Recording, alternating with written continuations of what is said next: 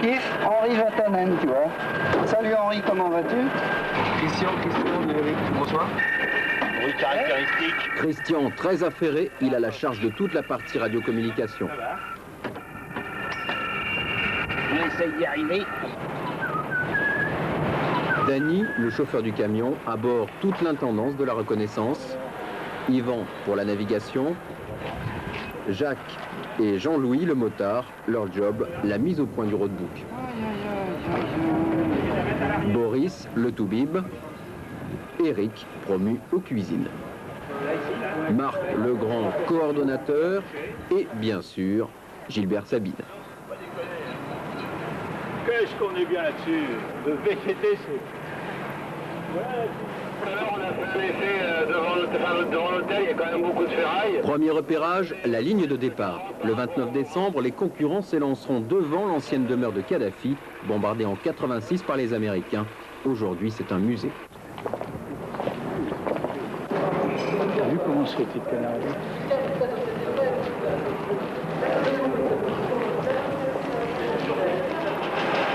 Détour par la station-service, à lui tout seul, le camion engloutit plus d'1 tonne de gasoil, gourmand mais rassurant. Dans le désert, trouver du carburant, cela n'a rien d'évident. L'escorte libyenne est fin prête, une vingtaine d'hommes, civils et militaires, nous accompagnent pour nous aider à ouvrir les pistes. Le signal est donné, la reconnaissance peut démarrer.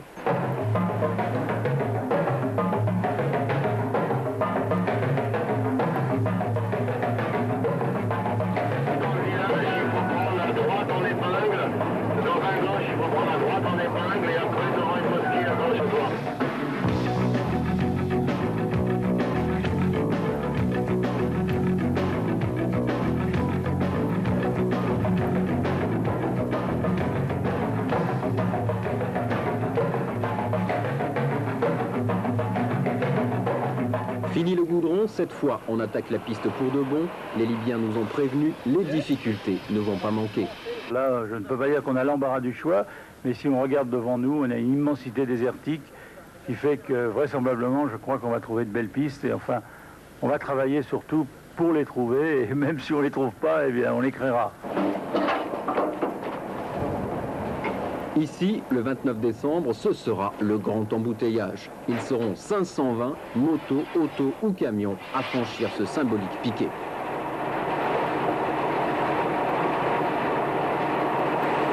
Le Dakar, qui l'eût cru, c'est aussi un sport de masse.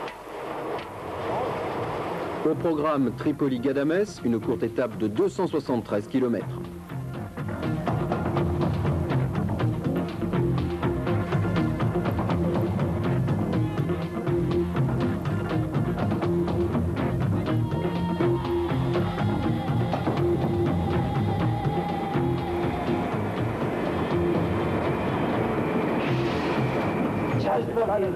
Surprise, dans cet univers aride, un point d'eau où les caravanes de chameaux viennent boire.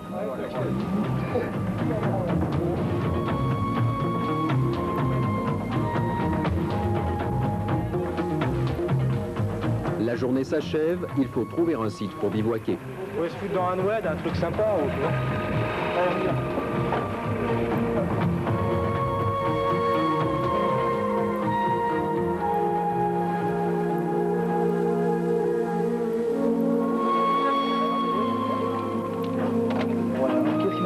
Qu'est-ce que je sais comme ça? Je vais fermer la porte parce que j'ai un courant d'avant. J'ai 8 jours de fortune. Vous avez du fromage ouvert par là? On ouvre les deux paquets de fromage, Eric, ou pas? On peut faire ce que tu veux. On va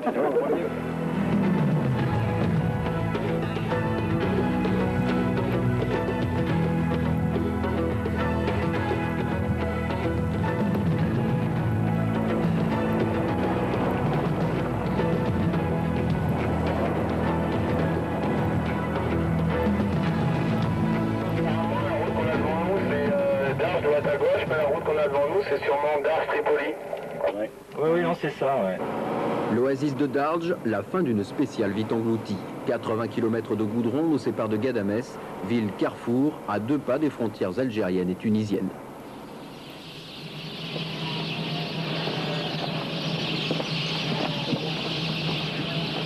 Une architecture hors du commun, la ville est conçue sur 2 niveaux, les toits réservés aux femmes, les souterrains, aussi sombres que frais, empruntés par les hommes.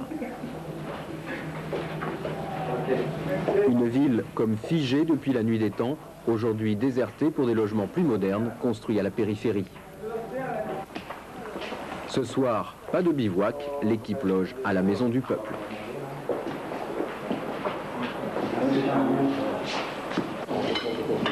Les Maisons du Peuple sont une véritable institution en Libye. On en trouve dans toutes les villes du pays, un lieu d'hébergement gratuit, ouvert à tous les voyageurs de passage.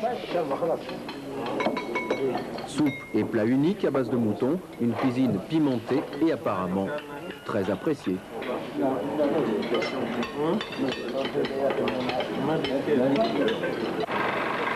Au petit matin, le briefing. Coup d'œil sur la carte avant de reprendre la route. La pratique du terrain après la théorie sur papier. Tout doit être OK.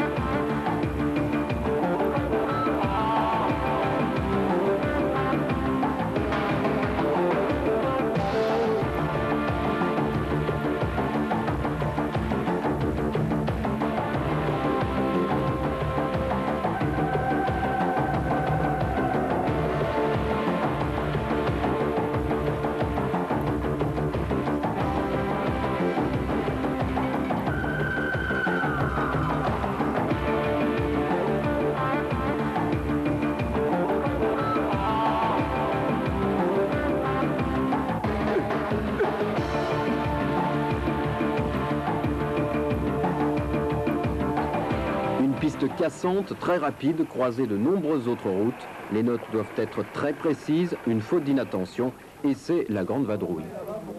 Le rallye, tout le monde va partir comme ça. Donc nous, il faut qu'on retourne là pour marquer et on vous rejoint après. Après? D'accord? Ça va pas. Bon, vous restez là-bas. Tous restez là-bas. Voilà, restez là-bas. Voilà. Et nous, on fait ça. Voilà.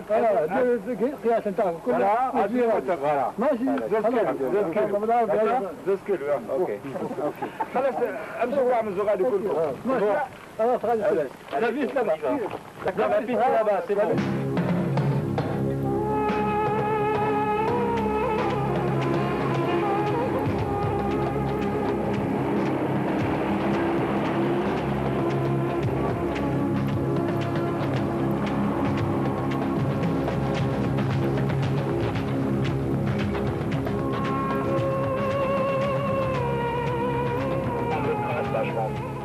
On peut passer, mais pas le rallye, on fait le tour.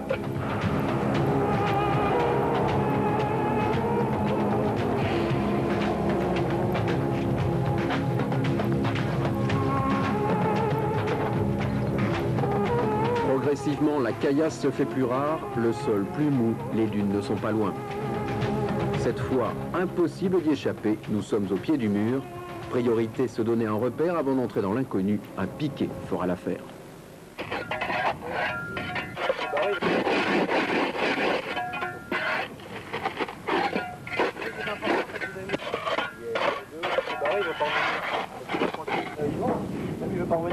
Non mais par contre, on est bloqué là.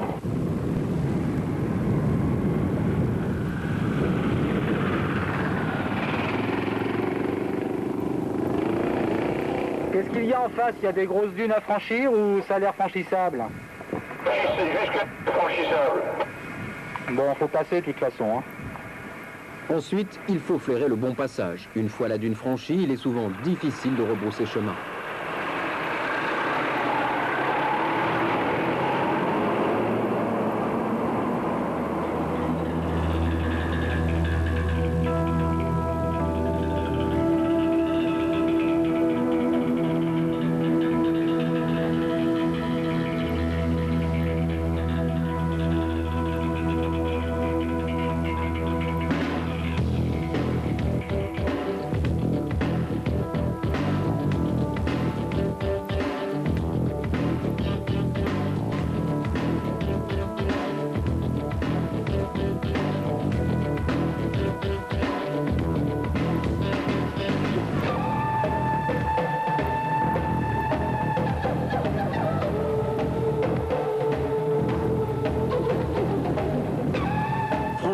marche, ça a l'air simple, mais qu'on ne s'y trompe pas, le désert est bourré de pièges, à commencer par le sable mou qui surprend même les plus expérimentés, le Tatra vissé sur la dune, 16 tonnes à dégager.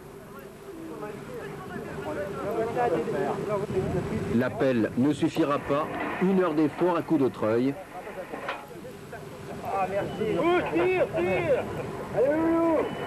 Et le camion s'arrache sous les yeux d'un public de connaisseurs.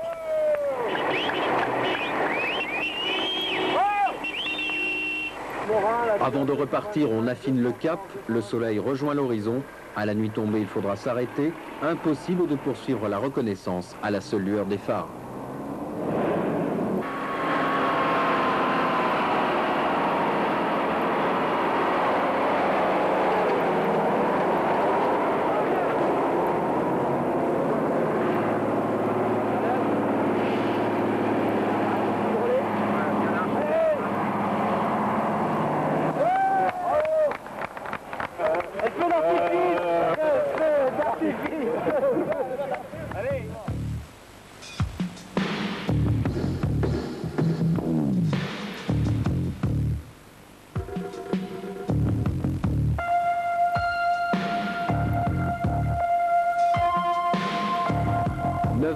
La fin du calvaire. Après 60 km dans ce labyrinthe de sable, nous trouvons la sortie du premier coup. 24 heures pour traverser la zone. Les meilleurs concurrents, eux, franchiront ces dunes en 1 heure, à condition de suivre les conseils élémentaires. Bon, alors surtout dégonfler, ne pas hésiter, ce qui est difficile à faire admettre aux concurrents. Ensuite, on a balisé, donc essayer de suivre les balises et les caps. Et puis d'être en cours, hein, pour certaines voitures, de pas casser leur embrayage, et surtout pas casser les embrayages, quoi. Et puis pas de panique, hein, les caps vont changer souvent, mais pas de panique, ça passe, on est passé et tout le monde passera normalement, ou presque. Retour sur le dur et une ligne d'arrivée en apothéose au pied du massif de Tassara.